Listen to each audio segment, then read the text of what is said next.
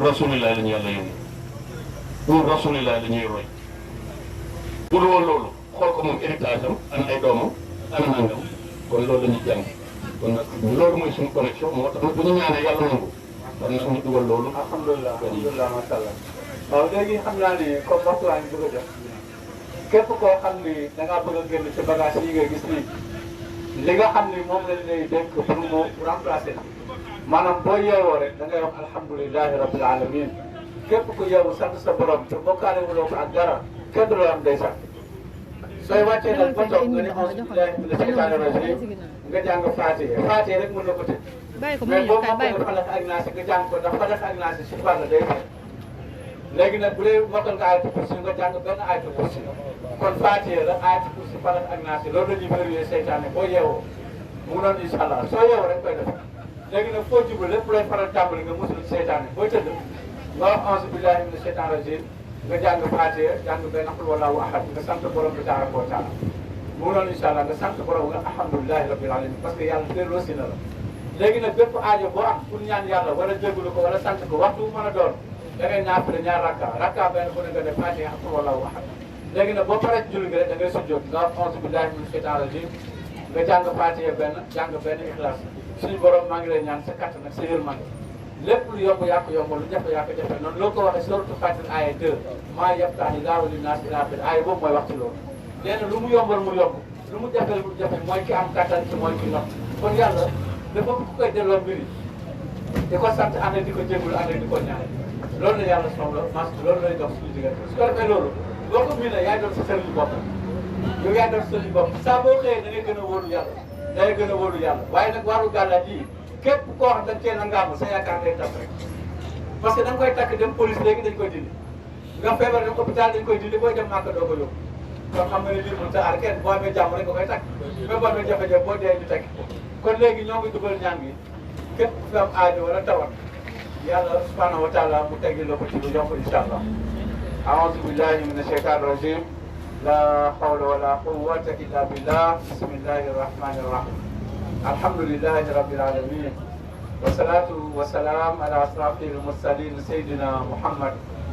sallallahu alayhi wa sallam bismillahi rahmani rahim alhamdulillahi rabbil alamin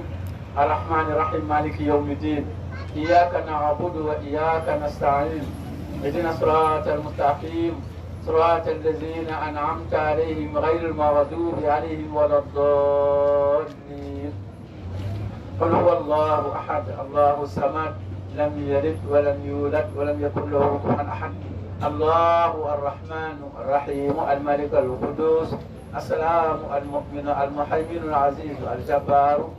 المتكابر الخالق البارئ المصور الغفار القهار الوهاب الرزاق الفتاح العليم الخامد الباسط الخافض الرفيع المعز المذل السميع البصير الحكم العقل اللطيف الخبير العليم العظيم الغفور الشكور العلي الكبير الحفيظ المقيت الحسيب الجليل الكريم الرقيب المجيب الواسع الحكيم الودود المجيد الباعث الشهيد الحقوق الوكيل القوي المتين الولي الحميد المصي المبدي المعيد المحيي المميت القيوم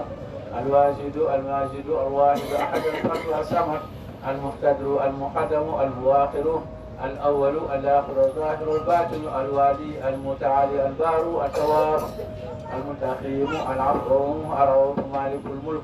ذو الجلال والاكرام المستجم الغني المحيي المني الدار النافع النور الهادي البديع الباقي الوارث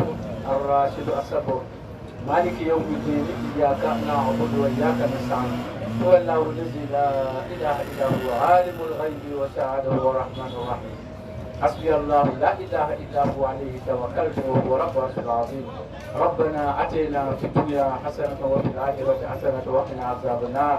ربنا لا تزغ قلوبنا بعد إذ هديتنا وهب لنا من لدنك رحمة إنك أنت الوهاب.